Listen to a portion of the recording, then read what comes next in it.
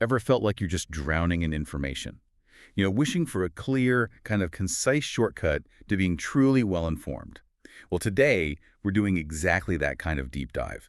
We're exploring some really profound wisdom from the source material titled Old is Gold. Hmm.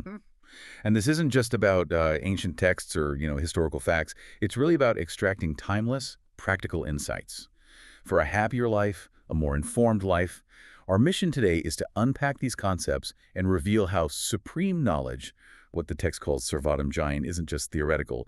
It's presented as a truly experiential path towards inner transformation and even outer mastery. Okay, let's get into it. Yeah, and what's truly fascinating right from the start is how the source defines the supreme knowledge. It's not just information. It's called the king of all knowledge, uniquely powerful and interestingly described as only accessible to, well, fortunate souls. The king of knowledge. Why specifically king? What makes it so dominant? Well, I think it's because, unlike factual knowledge, which just informs you, right? This supreme knowledge is said to transform who you are from the inside out. It impacts your inner state, your outer actions, in a way no other knowledge really can. It emphasizes that it's not just about, intellectual understanding.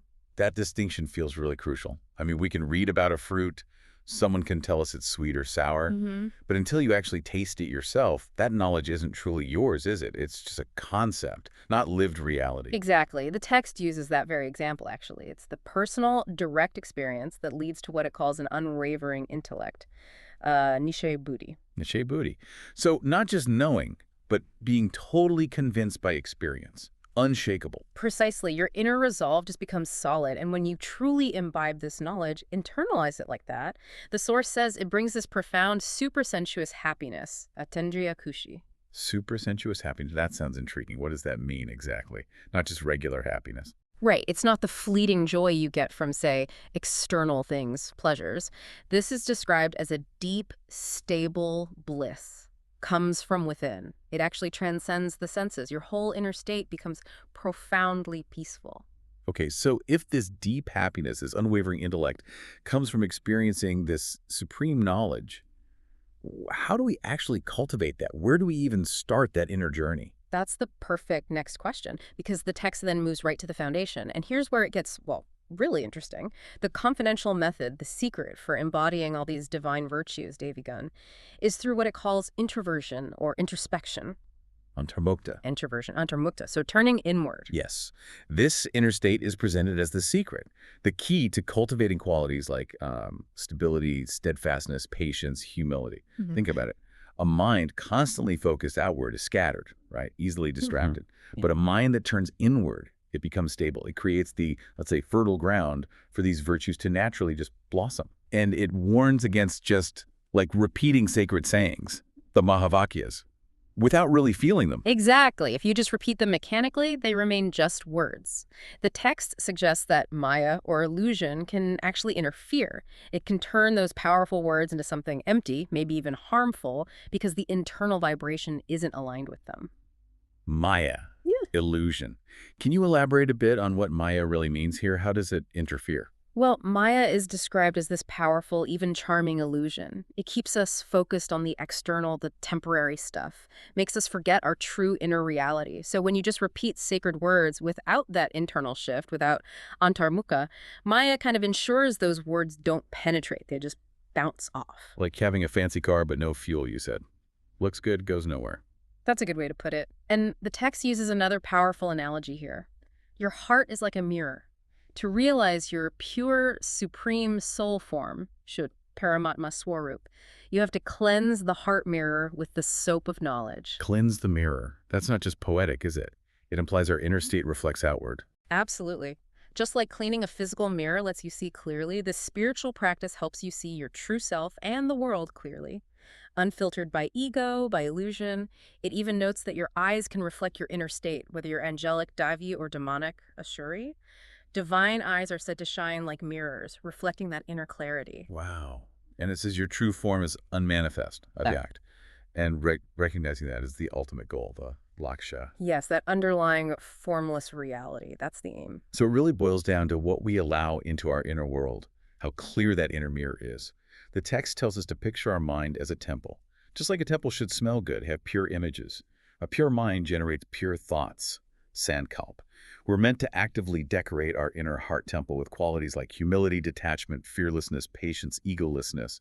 These aren't just decorations, they are the divine qualities blossoming. Exactly. They become your reality as you cleanse that mirror. And there's an easy way, apparently, yet profound, to become all virtuous, become an unmanifest witness.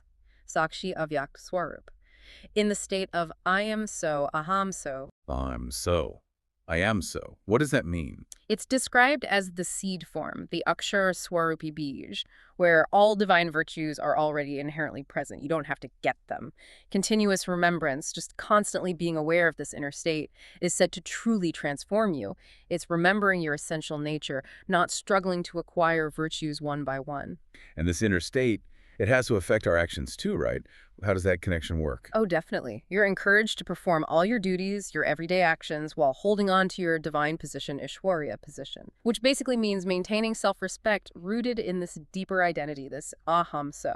So true success comes from this complete manner, acting from that place. That's what the text insists, yes.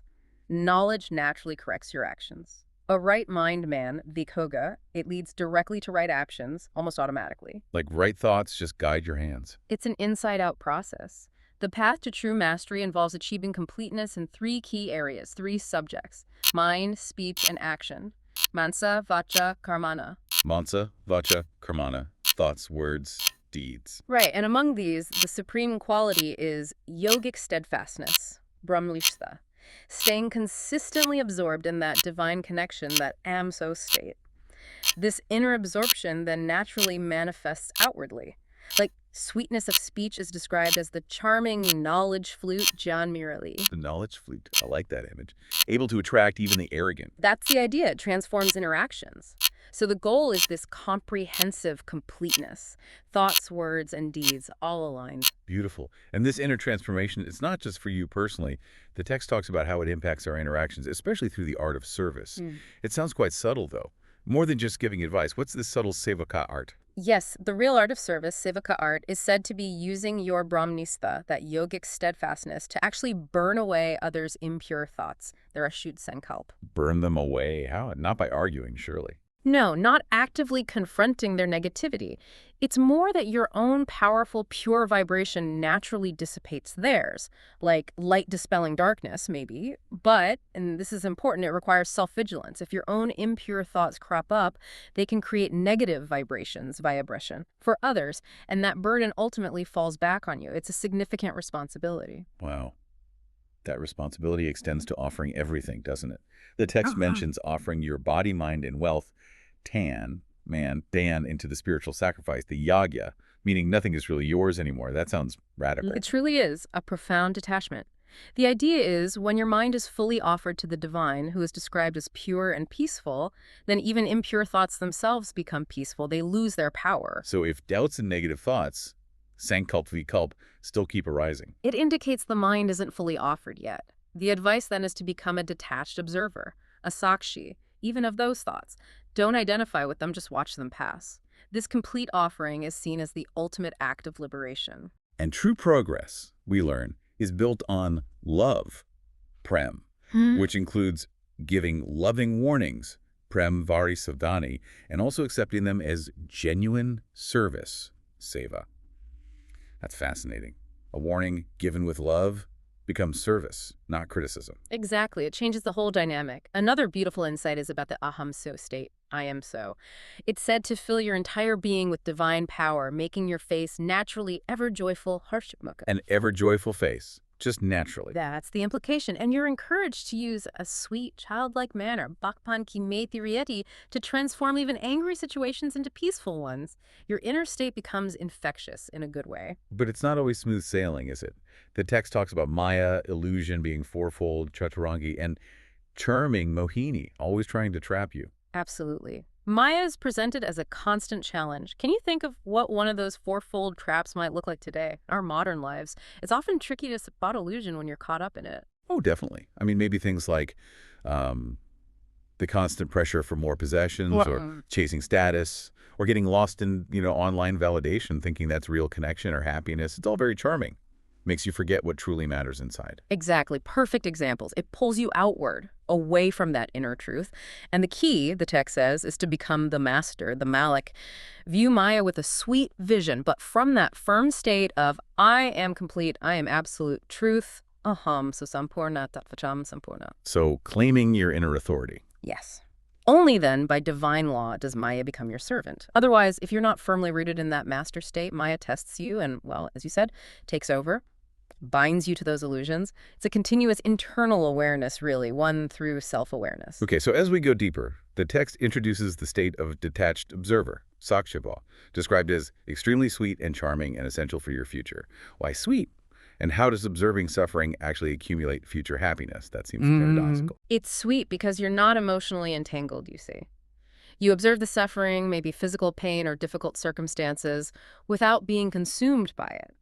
You recognize it as a passing scene, not your ultimate reality. So you don't get dragged down by it. Right. And when you undo things in this witness state, you're settling the burden of past actions, past karma, without creating new negative karma through reacting emotionally with anger, fear, resentment. By not reacting negatively, you're not adding to the cycle. Instead, you're purifying your inner state, closing old accounts. That's how it accumulates future happiness. It clears the path ahead. It's like balancing the karmic books, connecting past and future. Exactly. It ensures a more joyful time ahead by clearing that ledger. Which leads nicely to the next state, the uniform state, ekrasavasta. Recognizing the whole of life, this great drama, the Virat film, is preordained and completely faithful. Like watching a movie, right? You don't hate the villain actor personally. You know it's a role. Precisely that. You observe your own life, others' lives, as everyone playing their preordained parts in this grand cosmic play. It brings a huge shift in perspective, immense peace potentially. And building on that, the detached state, anasakta avasta, seeing the whole world, names, forms, even grand palaces as just a scene of vision. Yes, this unattached state is described as the final, complete state, transcending attachment to the temporary, the illusory nature of worldly things. Even grand achievements are just scenes in the play. So how does one actually meet the supreme soul, Paramatma? The text suggests it's simple. Control the mind, give up body consciousness, dankapankatyag, become thoughtless, nirsankalp, and peaceful. But then there's this principle, 1 step, 8 steps, called a profound secret. What does that mean practically? Ah, yes. That's a beautiful, really empowering principle. It's not about physical steps, of course. It's about spiritual support, an exponential boost. It means when you take even 1 step forward in subtle effort, maybe a sincere attempt at introspection, a moment of selfless service, holding that AM-so state, the divine takes 8 steps closer to meet you. Your effort is multiplied by grace. Wow. 8 times the response for 1 step of effort. That's the idea, and it applies especially to those accumulating yogic power, meaning those consistently working on that connection. It's a profound assurance that your genuine efforts are seen and amplified. Okay, and what about remembering the unmanifest, the avyact? It's called a subtle connection. But then, paradoxically, the more you consciously try to remember, the divine might seem to move away. Why? Yeah, that sounds confusing at first, doesn't it? But it's not a game of hide and seek. The point is, the ultimate aim isn't just to remember a separate divine entity out there. It's to become one with the unmanifest, to realize it within yourself. Ah, so as you get closer, the sense of separation dissolves. Exactly. As you deepen your connection and purify yourself, your own unmanifest nature starts to emerge more clearly. The text says the one who truly knows oneself completely recognizes the unmanifest, because the unmanifest is one's own form. Knowing self is knowing God, or the unmanifest. That's the essence of it. It's a journey of self-discovery that reveals the divine within. Incredible. And to navigate all this, faith, Nishay, is called a great weapon. You need to stay steadfast, even if things don't seem to immediately line up externally, because the drama has hidden parts. Absolutely. Doubt, Sensei, is presented as the big danger, leading to a fall. But victory is assured for those with one strength, one faith. Faith is the anchor in this whole process. It's the bedrock.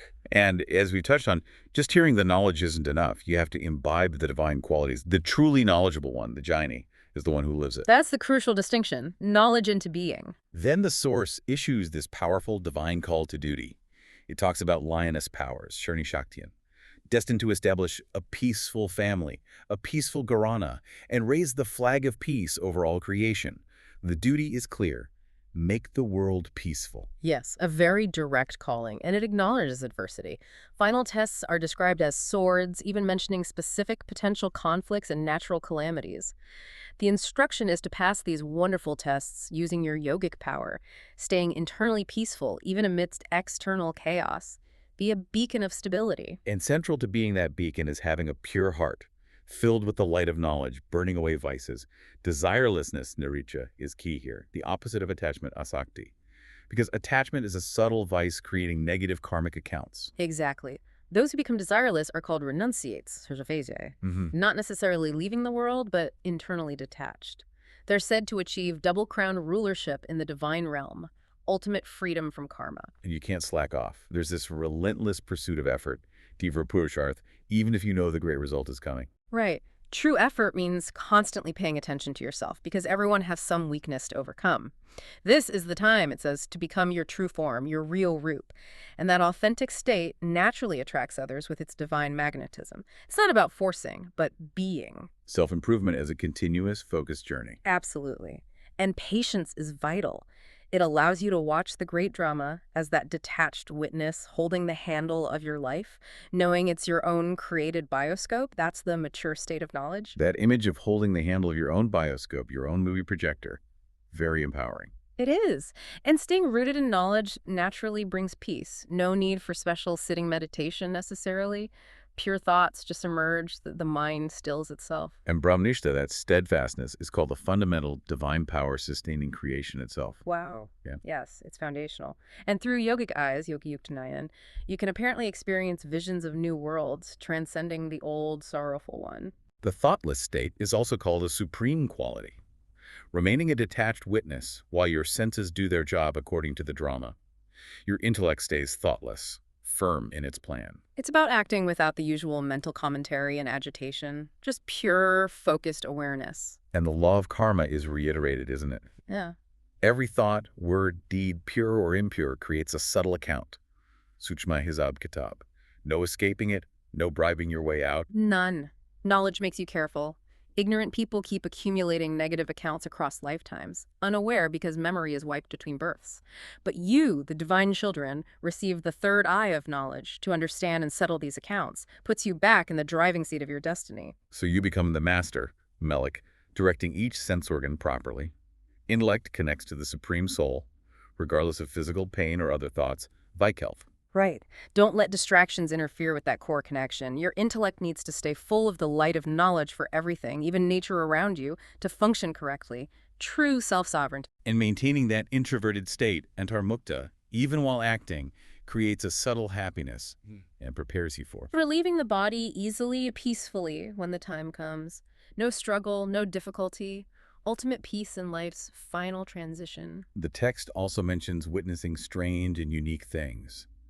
Ajib, Vijitravasthu, manifesting in the Agya, this spiritual endeavor, calling them priceless jewels, amulyamani. Yes, suggesting something extraordinary is unfolding that the whole world will eventually recognize. It urges valuing this opportunity now or risk regret later. A sense of profound significance. Indeed. And the only truly safe place for eternal true happiness, remaining fixed on the eternal aim, being a soul, a child of the Supreme Soul.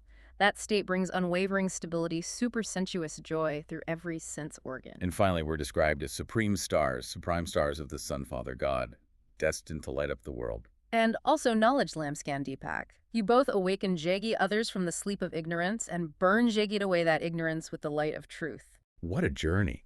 So we've really seen how this wisdom from old as gold isn't just about facts. It's a guide to a truly transformative path. Self-realization, inner purity, unwavering faith. Yeah, it's about becoming the master of your inner world, reflecting those divine virtues, and then naturally spreading peace just by being who you truly are. It really is a blueprint for living with deep purpose and inner peace. Absolutely. So, here's something to think about. If your entire life is a preordained, beautiful drama, and you are the main actor holding the divine script, what role will you choose to play today? Right now, how will you embody that ever-joyful state?